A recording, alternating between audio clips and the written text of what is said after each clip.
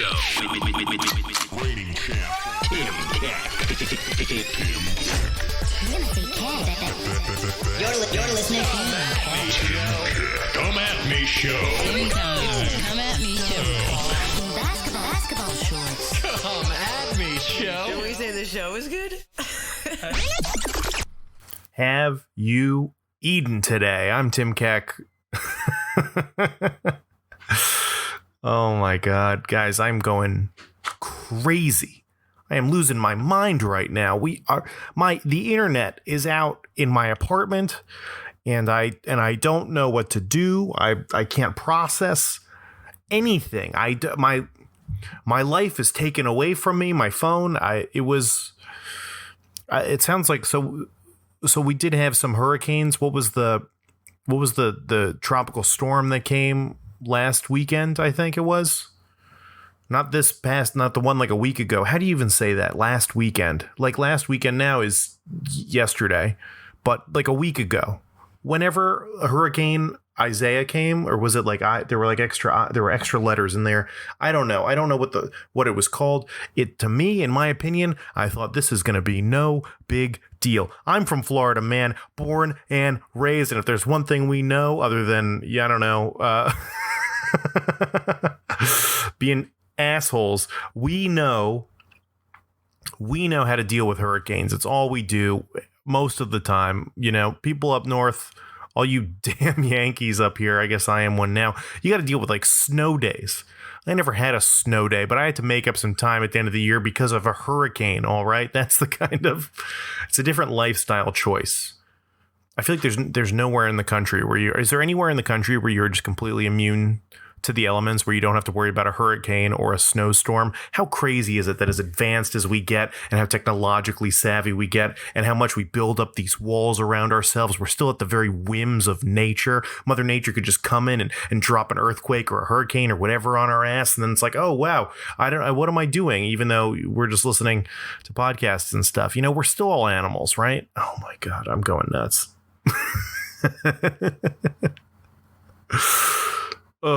So these hurricanes, and a hurricane comes. Florida's just well equipped for it. I guess everybody, wherever you are, you're equipped for the natural disasters that are in your area. The idea of prepping for a hurricane to a New Yorker seems crazy. The idea to a Floridian of preparing for a snow day also sounds equally insane. And the truth is, New York doesn't know what to do about hurricanes. They have no idea. Sandy was like an absolute nightmare in New York, but it wasn't a strong hurricane. It was like a 1 or a 2, right? Wasn't it? It's time in Florida. It's like, oh, cool. Let me know when it's a 5, and then maybe we'll leave. I grew up on like the Barrier Island, and we just like in Florida, like on the East Coast, and we just leave the island because the island would flood, and we'd come back to the house, so we'd see little water lines on the house. Like, oh, cool, the water almost got into the house. And we're okay. I feel like I'm just I know I always ramble, but I know I'm just all over the place. So we're prepared is what I'm saying in Florida. You look around, there's palm trees everywhere. Why are palm trees in all these tropical climates? Because they bend. They don't break, man. Palm trees aren't getting ripped out of the ground all the time. Maybe they do. But New York, this is a long roundabout way of just saying that New York gets a hurricane. We're not prepared for it. The streets here don't make any goddamn sense. In Florida, I don't remember water being on the sidewalks ever. It feels like everything's kind of set up like, oh, it rains on the sidewalk and it immediately gets drained off into like a retention pond or something like that. But not in New York, man. Manhattan just thrown together. Water just stands in the middle of a sidewalk, in the middle of a stoop. There's nowhere for water to go. They don't what to do with like wind and rain and so anyway, so we get this tropical storm, Isaiah, and it comes in and it just wrecks everything. It doesn't sound like it did that much damage. There are like trees now around the neighborhood, just these mighty like oak trees. I don't know what, anytime I encounter a tree that I don't really know, I refer to it as an oak tree. I know they're not all oak trees, but if you're big and you've got bark and it looks like you could swing, like put a children's swing in it, you're an oak tree.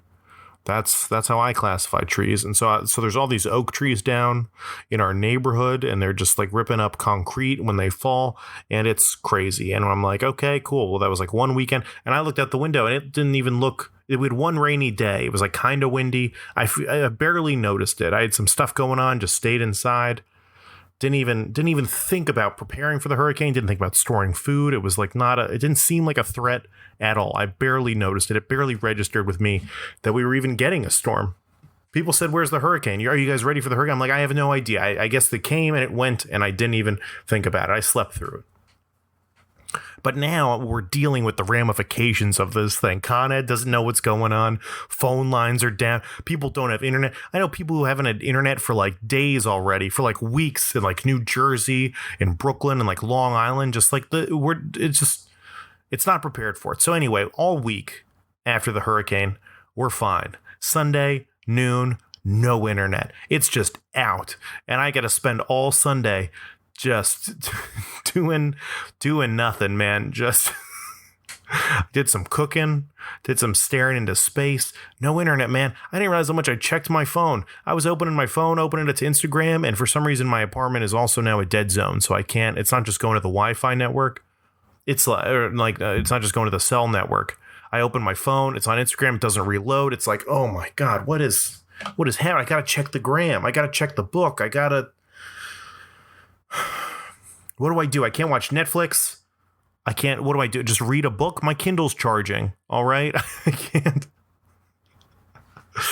can't read. I'm going to start writing. All my stuff's in the cloud, man. All my notes are in the cloud. I'm typing notes on my phone, and it's doing that thing where it's like trying to connect and it's not. And I'm just like, I'm going to lose all of this. Why am I even bothering? It's just wild to me how like life shuts down without the internet. So we figured out this thing where we have like, I guess we're an Optimum. Optimum has like another Wi-Fi. I don't know how, but we're somehow connected to internet that is not ours. and it's enough for our computers, but it won't work with the Roku. So I can't watch movies, which is the theme of this week, except on my laptop, which I don't really like to do. I have a TV. I have the cheapest big TV I could get. I was like, cool, I want one this big and I don't want to pay anything for it. So what's the brand below Westinghouse? That's what I'm going to find and take in. But I can't use the Roku. It's kind of working on my phone. It's kind of working on the laptop. So if you guys are listening to this and it's Tuesday, good news. I was able to upload this, but I guess there's a chance that I won't be able to. So that's fun. We'll figure it out. We'll see. We'll see what happens. Either way, I need my internet back or I'm going to lose my mind. I can't get my game on. I can't, send even text messages. Someone sent me a picture and they're like, haha, Tim, you're going to love this. And I was like, I can't, but I can't see it. Why can't I see it? Oh, I feel so trapped. I'll tell you who doesn't feel trapped are all these people going to fucking Disney World right now. What the hell? We're in like the middle of a pandemic and these people are just going to Disney. What are you talking about? All these fools about to risk it all to see the mouse. This is crazy, man. Theme parks go. They're like, okay, well, I don't know. I don't know what's going on with COVID. I'm terrified. Maybe theme parks are okay. What do I know? I saw somebody go into the theme park and they posted a picture of like, oh, we're online for Splash Mountain or whatever the fuck it was at this theme park. And this asshole won't wear a mask. And it's like, but you're at a theme park. You're the asshole. Like you can't all of a sudden be like, guys, we got to be safe. We got to play it safe. But we're also going to take this huge risk of going to a theme park. Or maybe it's fine. It's outside. I don't know. Maybe it's okay. Maybe it's okay to go to a theme park. You're outside a lot of the time. If everyone's wearing a mask, maybe it's great. I don't know. I just know when I ride the subway, I'm still terrified. How's the subway here different than the Tower of Terror? You get on the Tower of Terror. I don't care if everyone's wearing a mask. I'm still like, what the? I don't know these people. They could be lifting up their masks and licking the rails. I don't know what there's. It just seems like you're opening yourself up to a lot of opportunity to get sick just to to spend a day at the theme. And I know it's like, okay, well, we gotta get the economy going again. We gotta go back to work, guys. We gotta get the kids back to school. And it's like, yeah, but where is theme parks on the on the list of priorities? Why do we need to get these theme parks going again? What about that? The beaches are closed, but the theme parks are open. What the fuck is happening? People have different priorities, man. Disney World, people are obsessed with Disney World. And I don't know who's going to these theme parks. If people are traveling to go to those theme parks, if you're getting on a plane to go to Disney World right now, you're a moron. But if you live around there, I mean, they do summer passes. They do like unlimited passes for Disney where you pay a bunch of money. I think it's cheaper if you're a Florida resident, and you can just go all the time. I had friends who just like would be like driving by and they'd hop into Harry Potter World for a butterbeer on their way to wherever they were going. And it's like, okay, cool. If that's what you want to do, man, have at it. It's not my I mean, I do like a theme park. I love a theme park. It just seems dumb right now, man. And I've gotten my heart broken before, dude. I was all about... People always ask me about theme parks. You're from Florida, Tim. You know about all the theme parks. And it's like, I don't know. They all kind of blur together for me, right? You've got Adventure. You've got Islands of Adventure, which is like roller coasters and stuff. Then you've got SeaWorld, which was my favorite growing up. And then there's Disney World and Epcot. And they're all kind of like cool. You sit in a car and you watch E.T. ride a bike. And it's like, what is this? Why are we here? Why? I don't know. I was never a Mickey Mouse kid. I've never been like, holy fuck, there's Mickey Mouse. Jesus Christ. Maybe like young me would, I was marking out for like Sesame Street. I'm like, where's Big Bird's ass? Well, I gotta see this guy. They make a Barney. If Disney owned Barney, I'd be like, yeah, man, this is it. Why is Mickey Mouse cool and Barney's not? Why can't I be wearing a Barney? Can I just like get a Barney shirt now and just start rocking a Barney shirt? Why is Mickey Mouse cool for like grown-ups to be wearing Mickey Mouse stuff and no one's wearing Barney? What's the difference? They're both things that like little kids like. I don't know, man. Whatever. Speaking of... Oh yeah, I had my heart broken with SeaWorld too, because SeaWorld was my favorite park, man. It was my favorite one because they had all the animals, and I just loved animals, and I loved seeing the whales, and they had the sea lion show. Oh my God, Clyde and Seymour, these sea lions, man, they were up to no good. There was always someone they were always like pushing people into the pool, and they were always like stealing keys, and there was like an otter that would like run around and like hide things, and man, and there was always like a dastardly villain, and it always ended with like, Clyde and Seymour like pushing him down the slide or something like that, and then he got all wet, and it was like, oh man, look at you got all wet, bad guys, so take that. It's like, man, these are just good times and laughs. And then the big whales come out, and they look too big in these tiny little cages, but you're like, oh man, I'm gonna pretend that this isn't happening. And then Blackfish came out, and it's like, oh shit, I recognize all of the whales in this. You see that documentary just talking about how horrible SeaWorld is for having whales? I agree, man. I don't know. I think there's like a ladder. There's like there's steps of what animals I feel good about having in captivity. Like a fish, I'm like, sure, man, fish I'm fine with if you want to keep a fish. And it's like, what about a turtle? And it's like, I don't know. Turtles seem a little smarter, but I guess I'm all right with a turtle. What about like a dolphin? Oh man, now we're getting... Dolphins are like real smart, right? Like maybe dolphins don't want to be in a tiny cage. Oh, a whale? Ooh, they're like bigger dolphins. I don't know if we should be keeping these big ass whales in captivity. Ugh. Whatever. I don't know. I'm an idiot. I don't know. What do I know? Maybe it's great to go to theme parks right now. Maybe there's no downside. I don't know. Maybe I'm the wrong guy to listen to about this. My roommate had to show me how to use the microwave yesterday, so I don't.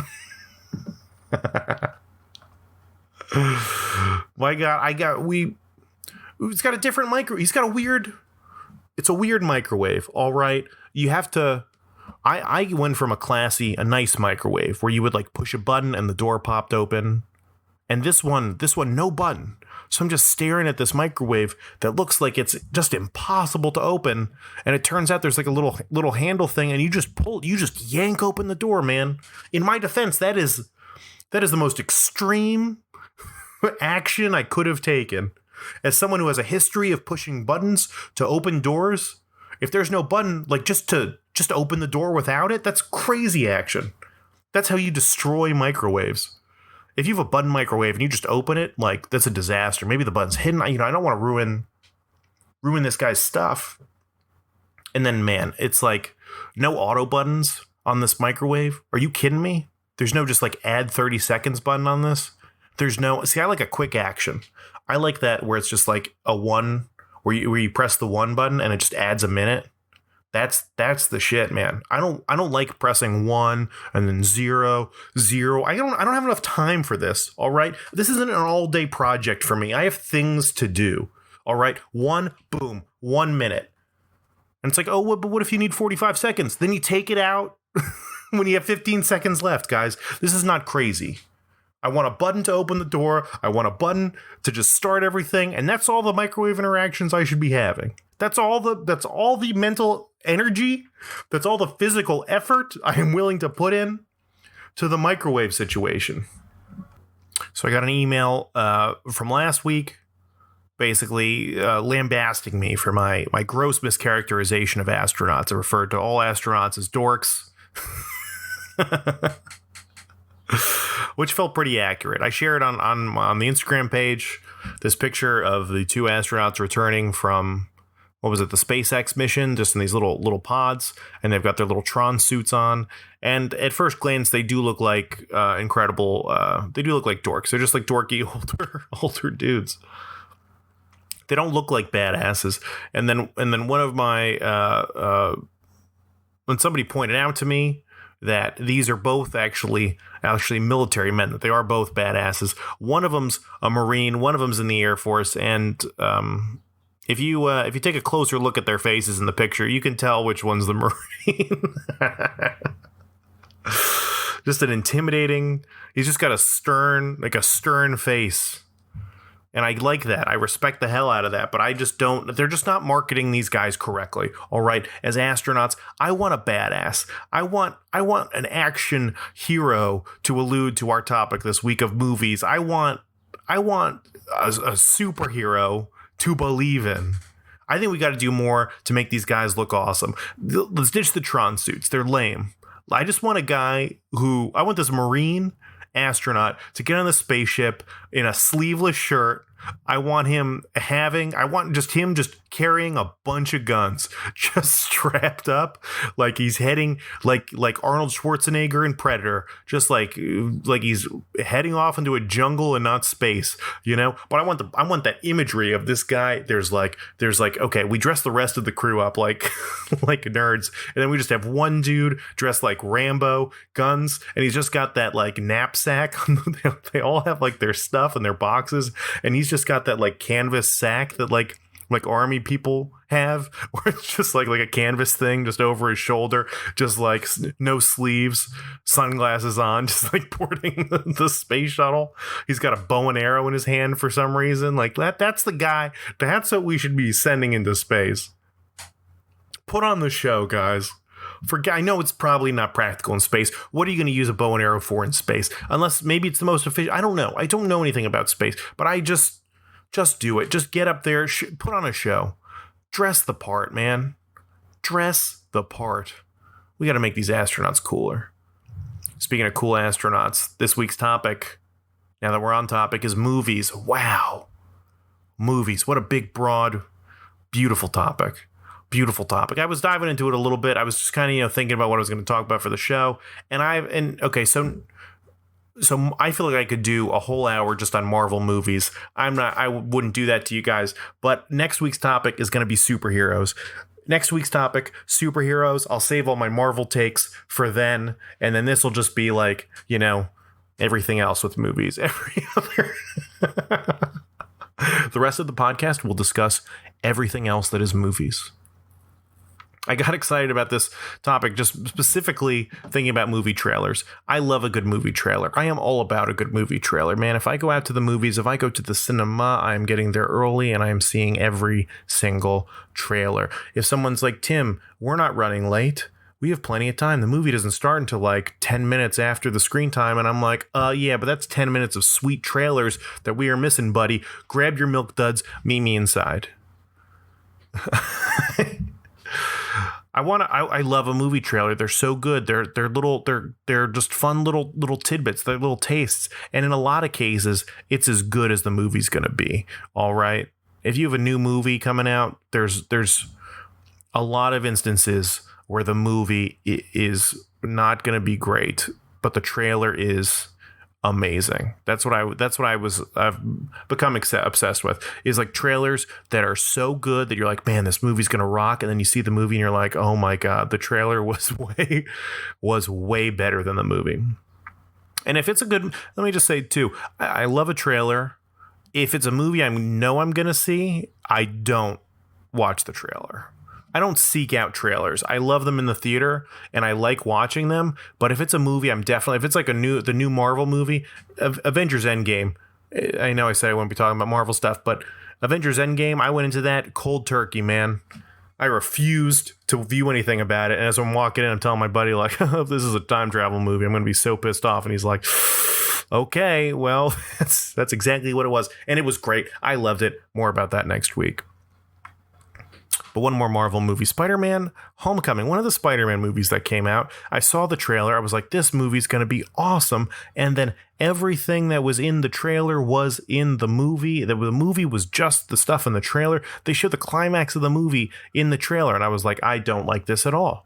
I'm going to see this movie. Why am I spoiling it with a trailer? So that goes into my trailer deliberation thing. All right. You need to be alluding to the greatness of this film. You need to sell me this movie, but I don't want the whole thing. I don't want the whole movie. Sometimes you watch a trailer and you're like, this is the movie. I know what the movie is now. I don't need to see this movie. And other times you see the trailer and you're like, this is going to be the best thing ever. So anyway, I posed the question to social media. Hey guys, what's the best movie trailer for the worst movie? And I got a ton of responses. Hey, Tim, this is a long time calling about best trailer, worst movie. Classic example for you. Phantom Menace, Episode 1, Star Wars, 1999. That first trailer looked so fucking sick, and then everyone saw it and they were just like, whoo, lordy. That was not what we wanted or expected or needed.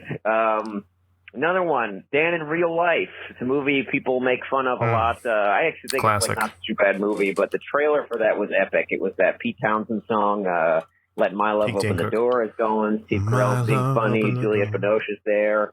Lots to choose from there with this topic. It's a good one, buddy. I'll take my answer on the show. Looking forward to hearing back. Love you. Love the show. And peace be with you. And also with you. I... Agree. Phantom Menace, very disappointing movie. The first in a long line of disappointing Star Wars movies. They just, it's really just fan fiction now. After 3 bangers, they just do whatever the fuck they want. The latest Star Wars movies, also terrible. The last one, so bad. What are we doing with these Star Wars movies, guys? Disney, hey, all you crazy COVID heads heading to Disney World, see if you can put in a word with the Star Wars people and be like, yo, clean your shit up. Let's fix this up. Let's move on. Let's do something new. I hope the next movies are just completely unrelated. Just same universe. Let's keep the Jedi. Let's keep what worked. Jedi. That's it. And space. And just have a thing in space with guns and lightsabers and somebody else. Meet weird aliens. Just have fun with it. Just explore some shit, have a good time, and don't worry about tying all this stuff together because you're not good at it. Give up on it. Phantom Menace, real big bummer. A huge CGI flex by George Lucas, though. I think it was just like a big thing where he's just like, okay, we just have this long ass pod racing scene in the middle of this movie, just because we can do this with CGI. Jar Jar Binks is like the first, I think he's the first like all CGI character in a movie. Like it's it's ahead of its time. These are revolutionary filmmaking techniques, and it's a joke. And it seems like a racist caricature, and nobody likes him. And fuck Jar Jar Binks. Dan in Real Life. I like that movie. I don't remember what the trailer was like. I should have watched the trailer. I watched all these trailers. Man. Dan in Real Life, a great Dane Cook vehicle, if I remember correctly, right? Steve Carell, Dane Cook playing brothers. That's believable. What happened to Dane? He was on a meteoric rise for a while, and now he's done. But I agree. Pete Townsend puts out bangers, man. You Let My Love Open the Door. What is it, like the Book of Love? Or did he do like Notting Hill or whatever too? Man, oh, so many good. The music makes the trailer. If you get a great song, man, oh man, you're like, this trailer, unbelievable. Music is crucial to a good trailer. Crucial. Hey, bud, it's the Town Steve. So, talking about great trailers for terrible movies. Yep. Going, both of mine are superhero movies. Spider-Man 3. True, Sets up good the point. dark, gritty, black Spider-Man suit, introducing probably like the greatest villain in Spider-Man lore of Venom. And then we get a movie of Peter Parker with an emo haircut, Saturday Night Fever dancing down the street, and the kid from that 70s show playing Eddie Brock. So, great trailer, terrible movie. And then the other one, also superhero movie, Suicide Squad.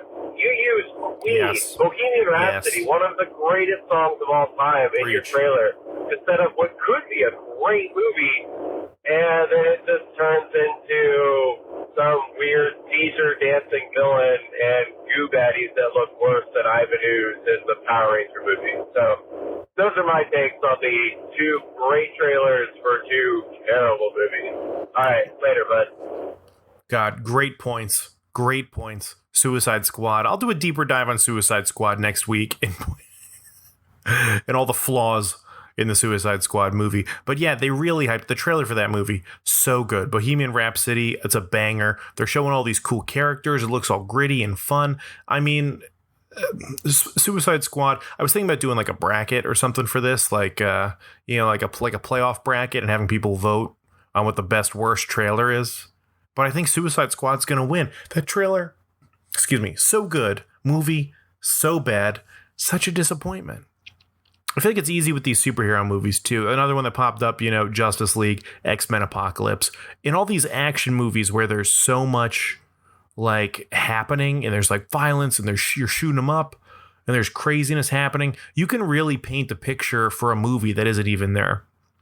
Another great recommendation, Alexander. Somebody threw out Alexander. Jupiter Ascending, similar problems. These are like, well, Alexander was like a war movie, and the trailer makes it look like it's just going to be a whole shoot 'em up crazy thing. It's bad. These like great movies, or great trailers, bad movies.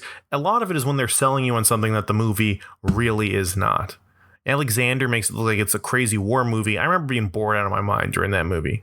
Not great. Jupiter Ascending was going to be this super weird sci-fi thing. It was just kind of like lame and quiet.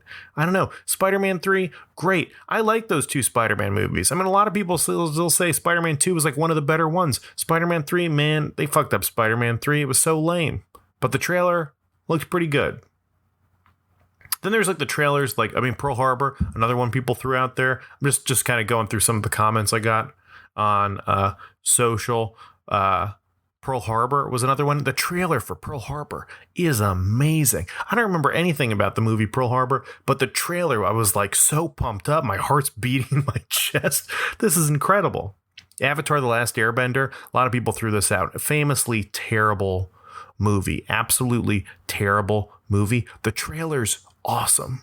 The trailer is so good, and it shows absolutely nothing. Avatar: The Last Airbender was like a cartoon that everybody fucking loves. Everybody loves this cartoon. It's so good. So you know what we're going to do with the trailer? We're just going to tease the movie. We're not going to show that much. We're going to show what the main character looks like. We're going to show what some of the powers look like, and then we're going to see some of the effects real quick. It's a real short trailer, just a sweet little tease, but it was enough to make me like, oh man, this is going to be great. Terrible movie. Terrible movie. Let's see, what else was on this list? Jupiter Ascending, Pirates of the Caribbean 5. Can you believe they made 5 of those? I love Pirates of the Caribbean. Pirates of the Caribbean, awesome. The 5th one, True Return to Form, is what it looked like in the trailer, and it was just, I don't remember this movie at all. I don't remember the movie at all. There's a whole list. Let me know if you think this playoff bracket thing would be fun. I think it could be neat, but there's just a ton of great trailer bad movie things out there. So I'm just going to hit a couple genres. I want to hit a couple genres and just go through the things that I feel like I need in a movie in order to enjoy a good movie. Let's like what do I look for when I'm going to the movie? First up, let's start with like kids movies, right? I was thinking about this today. When I'm watching like a kid movie and it's like Sandlot or something, like a classic family thing, what I love is like one friend who's one of the kids who's like super into something, and then there's like his crew like also gets into it, but mostly because it's like this one person is like really into it. It's like Sandlot. There's one kid there who's like great at baseball, and all these other guys are like, I love baseball. Baseball's fun. But really, it's like, oh man, we can't wait to get around this other guy. He's the real star of the show. We know where our bread's buttered.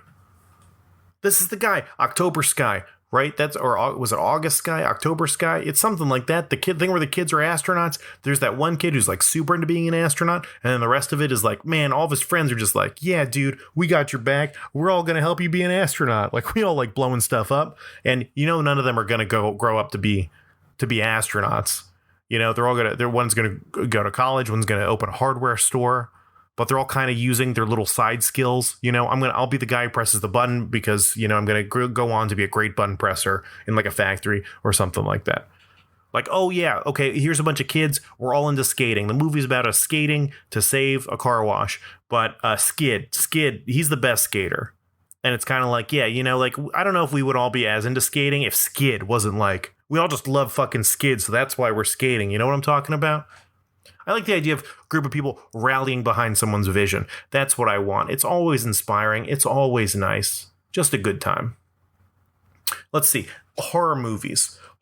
Here's what I need in a horror movie. At some point in every horror movie, they need to explain what is going on. They do it in every movie. They're like, okay, cool, whatever. Jason, he's here, or Mike Myers. There's this guy going around and he's murdering people. And then at some point during the movie, they explain like why he's doing it, what he's doing it, what are his strengths, weaknesses. Can he be killed? Can he not be killed? Oh my God, we're being followed by this strange thing. All these weird things are happening to me. At a certain point in the movie, they tell you what the movie is about, what the scary thing is. And that's essential, man. You got to know what's happening. And I want that like in the middle of the movie or like with a quarter of the movie left. I'm just saying I need the explanation with enough time to live in the world after things have been explained. And this sounds like not a crazy thing. What is it? Get Out? Get Out. They get an explanation, and then this guy lives in that world for a while. Us is the other one. Like halfway through the movie, they explain what Us is, and then there's like an hour left. They explain what Us is like 30 minutes into the movie, and the rest of the movie is like trying to figure out what to do in this world. That's great. That's awesome. Bad movie, Hereditary. People loved Hereditary. Like, oh my God, Hereditary, such a good horror movie, but major flaw in the movie, and I don't think I'm spoiling anything. They don't tell you what's going on until like the very end. The end of the movie is them being like, well, so this is what you've been dealing with the whole time. It's like, fuck you. Fuck off, Hereditary, thinking you're smarter than me. You're not a smart guy for just not exploring your idea. You're like, oh my God, it's so deep. It's so deep. There's like more beneath the ocean of his thoughts. We're just getting a taste of this. It's like, fuck you. You're not a genius because you refuse to explore this idea that you've thrown out there. It probably just shows that you don't know what you're thinking. You probably just thought of a bunch of cool shots. You're like, these would look great. We need some bullshit justification to make all this make sense. And then you throw this thing on at the end. It's lazy. It's lazy. I'll say it. I want a twist. I want to learn what's going on, and I want to explore that world. Doesn't sound like a lot to ask if you ask me. Also need a jump scare. Horror movies, you gotta have some jump scares. I want to get scared. I want to be jumping out of my seat, and I need gore. I need some gore. I don't need too much. I don't need like gross, disgusting gore. I want a head smashed in, but I don't need like someone's face stitched closed or something like that, you know? I don't need plastic surgery, okay? I'll YouTube pimple popping videos if I need that fix. I'm here to get scared and to see some bloody gore. Some fucking action. Action movies. We'll go to that. I need a mission. That's it. If we're talking action movies, I just need just a quick, just an excuse for this guy to kill a bunch of people and a reason to know why he's going to stop at nothing. That's it. You see a bad action movie, it's like, whatever, man. I don't care about this guy's quest. I need some action, man. It can be anything. My daughter got taken. Boom. Easy. That's like the best premise of a movie ever. Oh, they murdered my dog and I'm going to kill all of them. These are great. These are great movies. Oh, there's an alien here. We have to hunt it down and kill it. Boom. Perfect. That's all you need for an action movie. Action movie should be simple. One sentence. One want. Just give it to me. And then just blow shit up. That's what I need. Rom-coms. I love a rom-com. I'm all about a good rom-com. The only rule for a rom-com, the only thing that makes it a rom-com is that I need to know that these people are going to get together. It's not a secret. Nobody's ever watching a rom-com like, oh my God, I wonder if they're going to get together. They're getting together. We know they're going to get together because that's how rom-coms work. And the fun part is just seeing what it takes to get them together. They're going to end up together. We know this without a doubt. But something's going to change. Because at first, they hate each other. They can't stand each other. That's an essential thing for rom-coms. You got a couple, they hate each other. Something's keeping them apart. They're in the friend zone. They're not allowed to date each other. There's some reason why they can't be together. But at the end of the movie, we know they're going to end up together. I love it. It's beautiful. Also a pratfall. If you're just going to... There's like older like 90s movies or whatever. I've been watching some old 90s isn't old, whatever. I was watching like Failure to Launch. Matthew McConaughey just ripped off a bunch of rom-coms. He's got a dozen more in him, man. I think McConaughey was a rom-com king, dude. He was so good. Just got his southern drawl. He's a real charmer. I love what he's doing now. You know, he went through that Lincoln commercial revelation, and now he's just a badass actor, just crushing stuff. Sandra Bullock.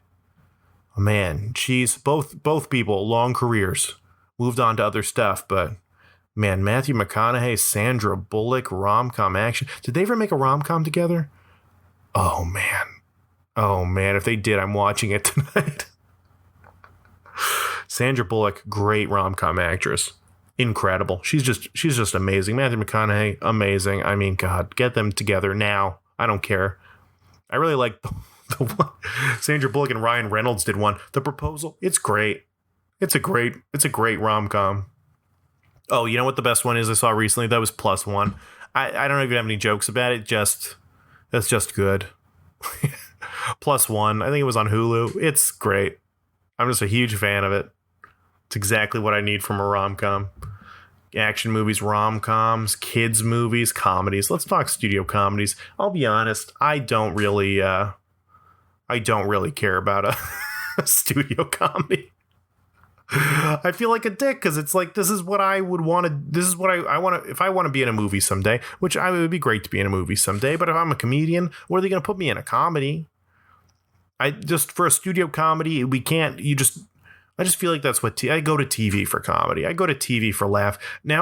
Nowadays, I think Marvel's done a lot of this too, is like you have an action movie and it needs to be funny. There's definitely a genre of like action comedy.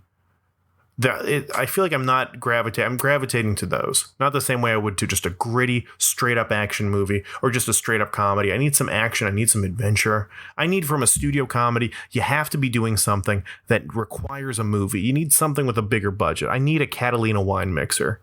I need a big budget event for a great studio. I don't even remember the last great studio comedy I had. I mean, oh gosh, The Hangover, that takes place in Vegas. Those are all expensive shots. It's all fancy stuff. It was a funny movie, right? That was a funny movie. But it was big, fancy. Otherwise, comedy, you just turn on Friends or whatever the fuck it is. Whatever's on TV. You can't watch a movie about a bunch of friends hanging around at a pool, chilling at the pool, talking about their plans for the weekend. That's what TV's for, all right?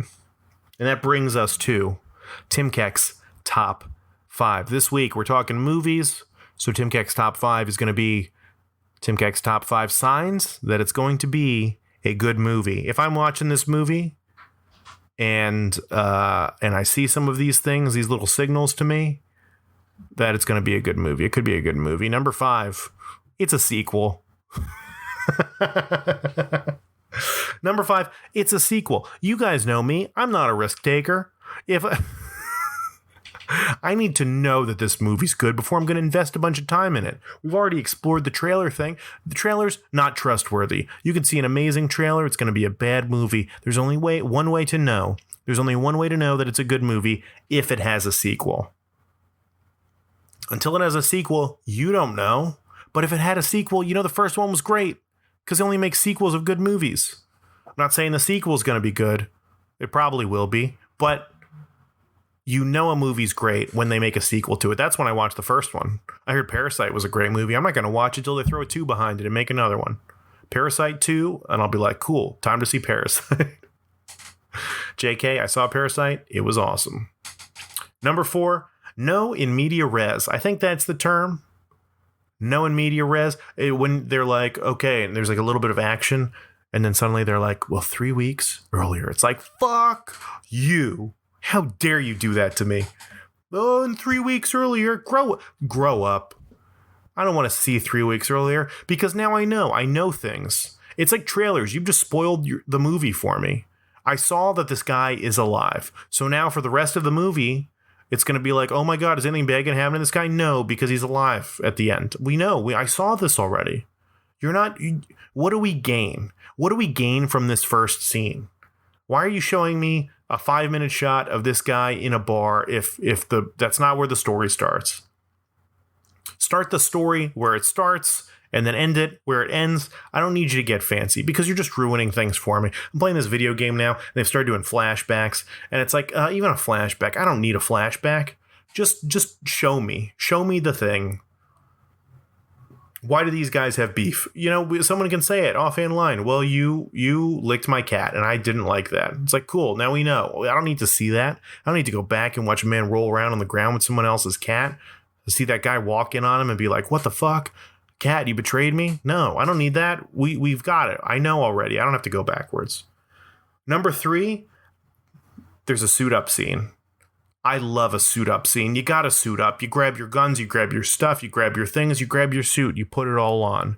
You're getting ready for your night out. You're getting ready for this battle. You're preparing for something. Maybe this goes along with a nice little montage. Who doesn't love a nice little montage? I do. I enjoy a montage.